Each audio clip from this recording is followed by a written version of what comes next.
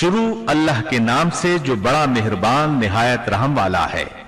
آئیے اب شروع کرتے ہیں زکریا اور یحییٰ علیہم السلام کے واقعات۔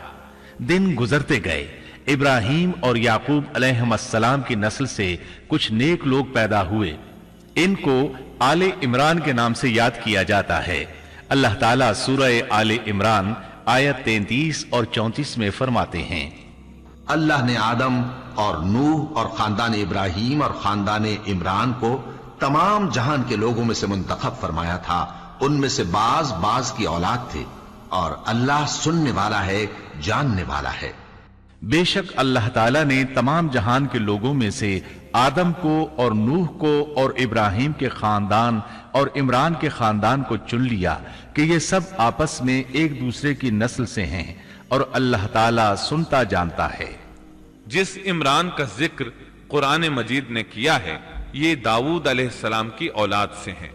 زکریا علیہ السلام کی بیوی، یحییٰ علیہ السلام کی والدہ عیشا اور مریم علیہ السلام کی والدہ حنا دونوں حقیقی بہنیں تھیں، اور زکریا علیہ السلام رشتے میں مریم علیہ السلام کے خالو تھے۔ اس طرح یحییٰ علیہ السلام اور مریم علیہ السلام آپس میں خالہ زاد ہیں۔ اللہ تعالیٰ نے اس دور کے کئی واقعات کی طرف اشارہ کیا ہے۔ سب سے پہلا تذکرہ مریم علیہ السلام کی پیدائش کا ہوا ہے۔ یہ واقعہ دمشق میں ہوا۔ زکریا بن دان سلیمان علیہ السلام کی اولاد میں سے تھے۔ دمشق میں زندگی گزار رہے تھے۔ عمر 100 سال سے زیادہ ہو چکی تھی۔ اس قصے کی ابتدا قرآن مجید نے عمران کی بیوی سے کی ہے۔ وہ مریم علیہ السلام کی ماں اور عیسیٰ ابن مریم کی نانی ہیں۔ بخاری، مسلم، ترمذی اور نسائی کی حدیث ہے، نبی کریم صلی اللہ علیہ وسلم نے فرمایا، اپنے زمانے میں مریم علیہ السلام سب سے افضل عورت تھیں، اور اس امت میں خدیجہ رضی اللہ عنہا سب سے افضل عورت ہیں۔ بہت سی احادیث میں 4 عورتوں کی فضیلت آئی ہے۔ نبی صلی اللہ علیہ وسلم نے فرمایا، سارے جہان کی عورتوں میں سے 4 عورتیں افضل ہیں: مریم بنت عمران، فرعون کی بیوی آسیہ، خدیجہ بنت خویلد اور فاطمہ بنت محمد رضی اللہ عنہن۔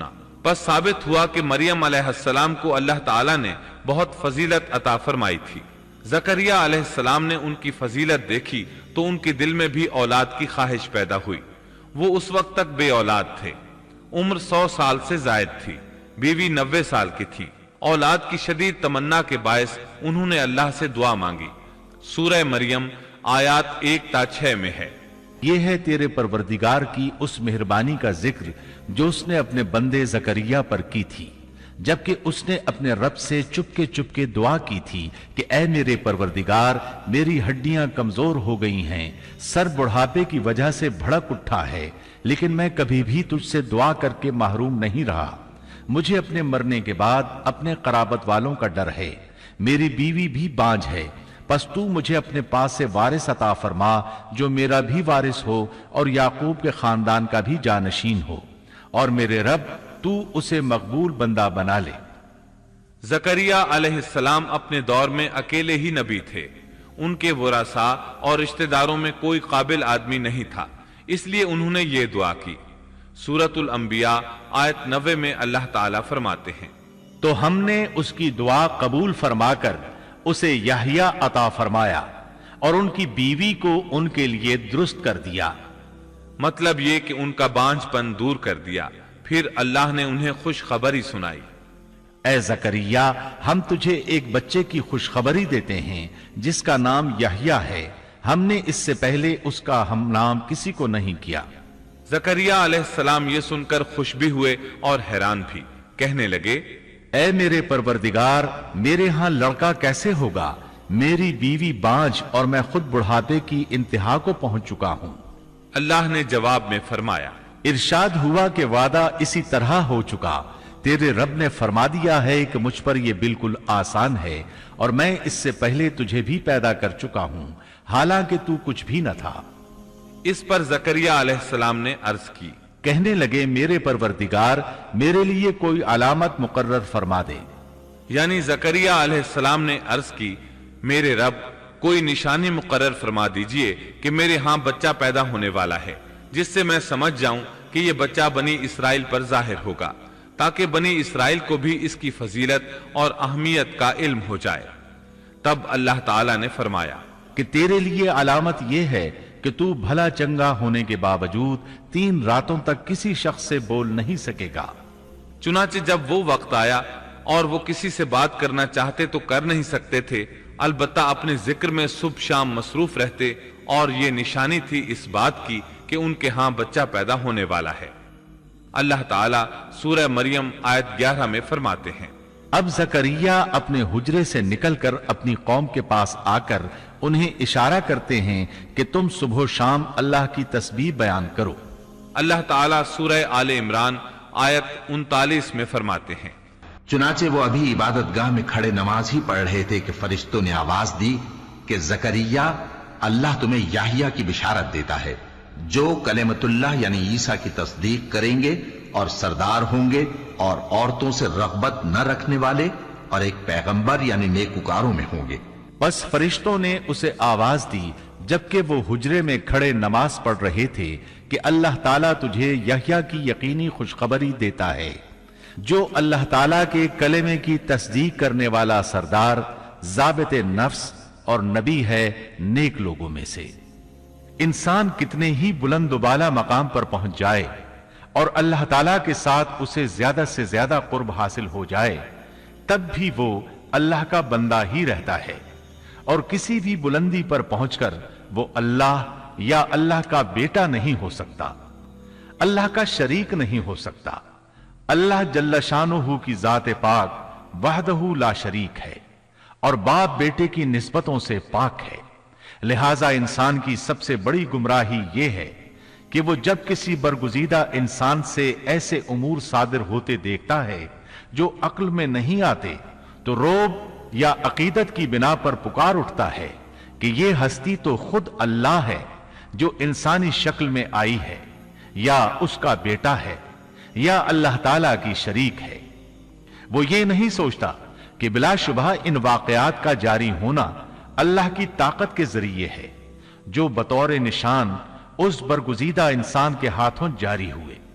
اس کے باوجود یہ نہ اللہ ہے نہ اللہ کا بیٹا، بلکہ اس کا ایک پسندیدہ بندہ ہے، اور یہ امور اللہ تعالیٰ کے خاص قوانین کے تحت صرف اس کی تائید اور اس کی صداقت کے لیے ظاہر ہوتے ہیں، ورنہ وہ بھی اللہ تعالیٰ کے آگے اسی طرح مجبور ہے جس طرح دوسری مخلوق۔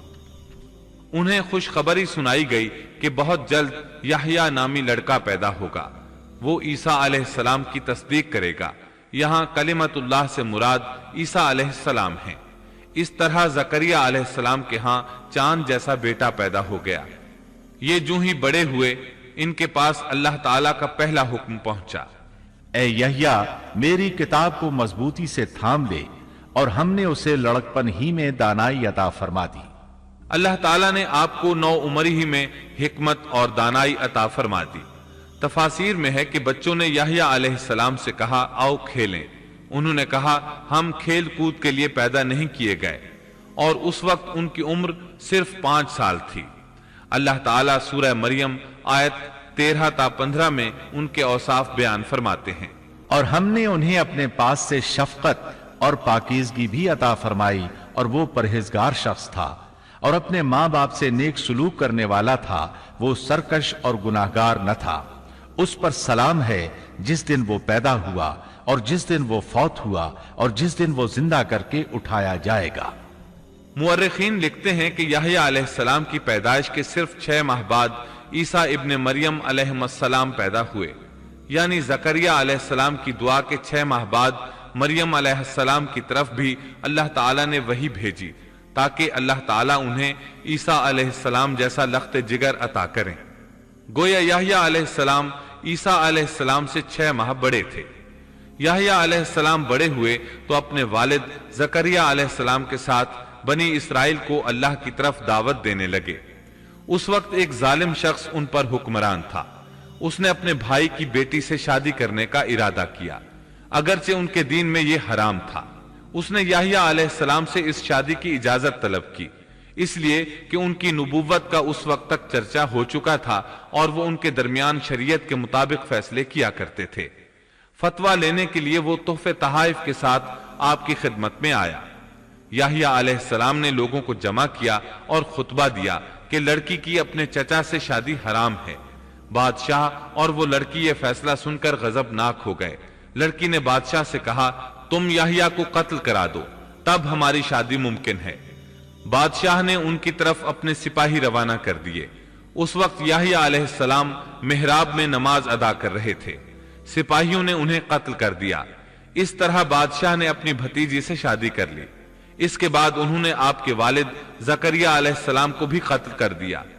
اس طرح اس دور کے 2 نبی قتل کر دیے گئے۔ عیسیٰ علیہ السلام باقی رہ گئے۔ آپ یحییٰ علیہ السلام کی زندگی ہی میں نبی قرار پا چکے تھے۔ اس وقت آپ کی عمر 30 سال سے کچھ اوپر تھی۔ امام بخاری رحمت اللہ علیہ نے صحیح بخاری میں حدیث اسراء کے تحت سیدنا یحییٰ علیہ السلام کے ذکر میں یہ روایت لکھی ہے کہ نبی کریم صلی اللہ علیہ وسلم نے فرمایا، جب میں دوسرے آسمان پر پہنچا تو دیکھا کہ یحییٰ اور عیسیٰ علیہم السلام موجود ہیں اور یہ دونوں خالازاد بھائی ہیں۔ جبریل علیہ السلام نے کہا، یہ یحییٰ اور عیسیٰ علیہم السلام ہیں، انہیں سلام کیجیے۔ میں نے انہیں سلام کیا، دونوں نے سلام کا جواب دیا۔ پھر دونوں نے کہا، آپ کا آنا مبارک ہو اے ہمارے نیک بھائی اور نیک نبی۔ سیدنا زکریا علیہ السلام کے تذکرے میں یہ آ چکا ہے کہ یحییٰ علیہ السلام کی والدہ اور مریم علیہ السلام کی والدہ حقیقی بہنیں تھیں۔ اس لیے حدیث معراج میں نبی کریم صلی اللہ علیہ وسلم کا یہ فرمانا کہ سیدنا یحییٰ اور سیدنا عیسیٰ علیہ السلام خالازاد بھائی ہیں، اسی رشتے کی طرف اشارہ ہے۔ دنیا میں اس سے زیادہ شقی اور بدبخت کوئی اور نہیں ہو سکتا جو ایسی مقدس ہستی کو قتل کر دے جو نہ کسی کو ستاتی ہو اور نہ کسی کے مال و دولت پر نظر رکھتی ہو، بلکہ اس کے برعکس بغیر کسی طمع اور اجرت کے اس کی زندگی قوم کی اصلاح اور خیرخواہی کے لیے وقف ہو چکی ہو۔ چنانچہ نبی کریم صلی اللہ علیہ وسلم نے اسی بنا پر سیدنا ابو عبیدہ رضی اللہ عنہ کے اس سوال پر کہ قیامت میں سب سے زیادہ عذاب کا مستحق کون ہوگا یہ فرمایا تھا، وہ شخص جو کسی نبی کو یا ایسے شخص کو قتل کرے جو بھلائی کا حکم کرتا ہو اور برائی سے باز رکھتا ہو۔ اقوام عالم میں صرف یہودی ہی ایک ایسی قوم ہے جس نے ایسے پاکیزہ نفوس کو بے تحاشا قتل کیا۔ اللہ رب العزت سورہ بقرہ آیت 61 میں فرماتا ہے، اور وہ نبیوں کو ناحق قتل کرتے تھے۔ انسان کو اللہ کے فضل و کرم سے کسی بھی وقت اور کسی بھی حالت میں نا امید نہیں ہونا چاہیے، مایوسی کو پاس نہیں آنے دینا چاہیے۔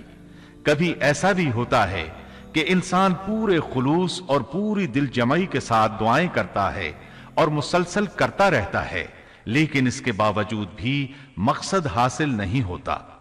لیکن اس کا یہ مطلب ہرگز نہیں کہ اللہ دعائیں سن نہیں رہا یا قبول نہیں کر رہا۔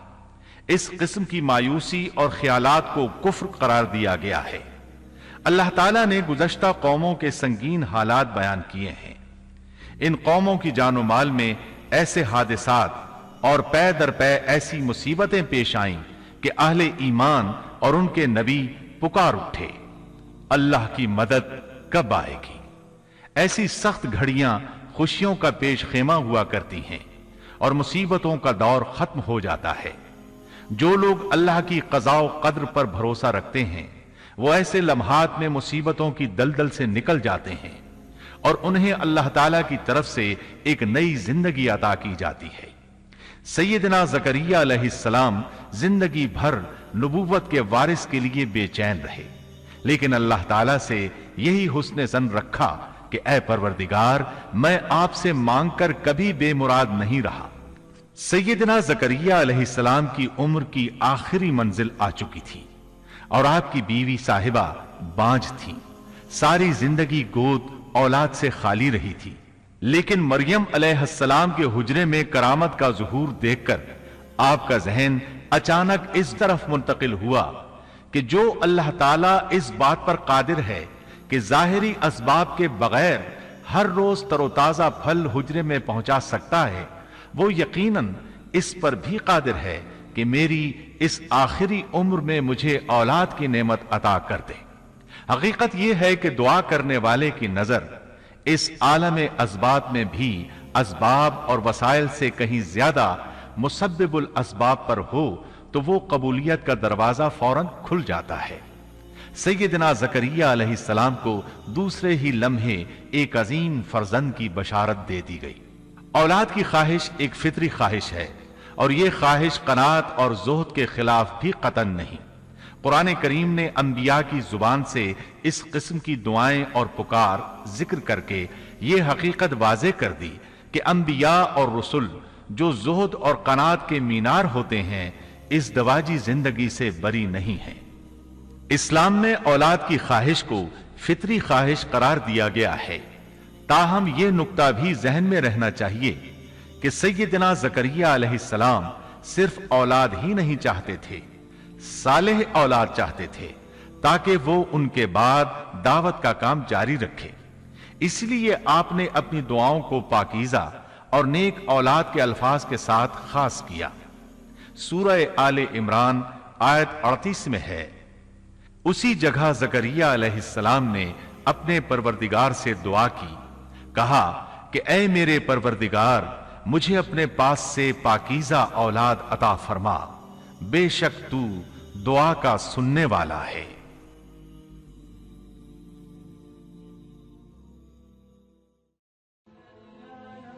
Thanks for watching.